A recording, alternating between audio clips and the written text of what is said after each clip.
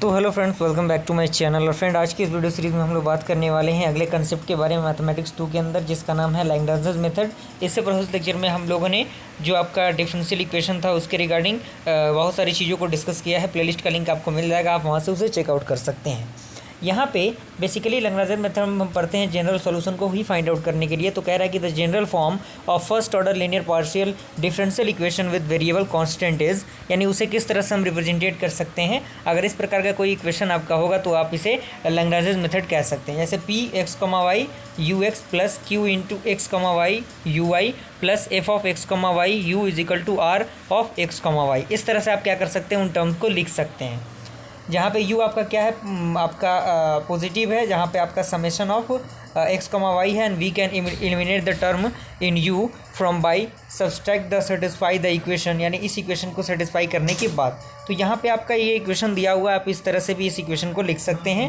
और जहाँ पे आपका EQ क्या है, एक रिक्वायर्ड एक रिड्यूस्ड टर्म है, तो आप इसको इस तरह से भी इस टर्म में भी लिख सकते हैं। और यहाँ पे कुछ टर्म आपको दिख रहा होगा जहाँ पे P, Q और R क्या है, are not the same as in the following method that provide method for solving often called is the Lagrange.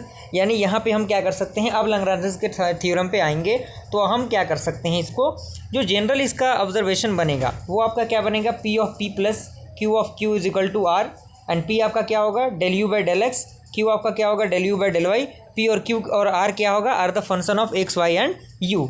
Clear. तो ये फार्मूलाज का याद होना आपके लिए बेहद ज़रूरी है। और is phi of psi is equal to 0 where f is an arbitrary function, जहाँ पे एफ आपका एक आर्बिट्री फंक्शन है, and phi of x comma y comma u is equal to C1 and psi of x comma u comma y is equal to C2 from a solution of the arbitrary system.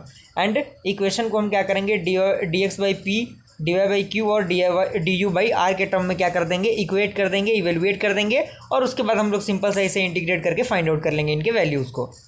तो ये basically theoretical terms था। इन सारे terms को आप लिख लीजिएगा, तभी आपको सारी चीज़ें क्लियर हो जाएंगी। और एक दो बार आप देखेंगे वीडियो, सारी चीज़ें आपको क्लियर हो जाएंगी। क्वेश्चन आपका फ्रेंड कह रहा है, तो फ्रेंड हम एग्जांपल अगर देखें, कह रहा है कि find the general solution of the partial differential equation y square u p plus x square u q is equal to y square x. इसे हमें क्या करना है, सॉल्व करना है। तो यहाँ पे जो इक्वेशन आपका दिया हुआ है, तो बेसिकली मैंने बताया कि इस टर्म में आपको लिखना होगा एक्स वाले टर्म में, वाई वाले टर्म में और क्यू वाले टर्म में, यू वाले टर्म में। तो हमने इस तरह से इसको लिख दिया। अब हम क्या करेंगे, taking the first two members, यानी दो मेंबर्स को, पहले दो मेंबर्स को हम क्या करेंगे, ले लेंगे। तो हमने क्या किया, एक्स स्क्वायर को लिया, तो एक्स वाला टर्म एक तरफ किया, वाई वाला टर्म एक तरफ किया, यू से यू आपका ये कैंसिल आउट हो जाएगा, तो आपका x square d x and y square d x d y बचेगा। अब हम क्या करेंगे, इसको इंटीग्रेट कर देंगे। तो जैसे ही आप इंटीग्रेट करेंगे, तो इंटीग्रेशन करने के बाद आपका पता है कि एक्स स्क्वायर का क्या होगा, एक्स का पावर 3/3 हो जाएगा, और यहाँ से 3 भी आपका कैंसिल आउट हो जाएगा, और ये आपका C1 आ जाएगा, जो कि कांस्टेंट हमने लिया। Again taking first two with third member, यानी अब हम क्या करते हैं, फिर दो को लेते हैं। तो चूंकि हमने इसको लिया हुआ है, तो इसको ना लेते हुए हम इसको लेने की कोशिश करते हैं। तो इसको हमने कैरी के तौर पे लिया, तो x d x is equal to u d u हो गया, और इसको हमने इंटीग्रेट किया, तो x square divided by 2 is equal to u square divided by 2 plus C2 आया। 2 से 2 आपका कैंसिल आउट हुआ, x square minus u square is equal to C2 हुआ। अब हम क्या करेंगे, जो जनरल सॉल्यूशन होगा वहाँ पे हम इस टर्म में लिख देंगे, तो ये आपका फाइनली आंसर आ जाएगा, जो कि यहाँ पे फंक्शन के तौर पे यहाँ पे आपका दिया हुआ था। आपने अगर फॉर्मूला को देखा होगा तो आप सारी चीज़ें आप समझ सकते हैं।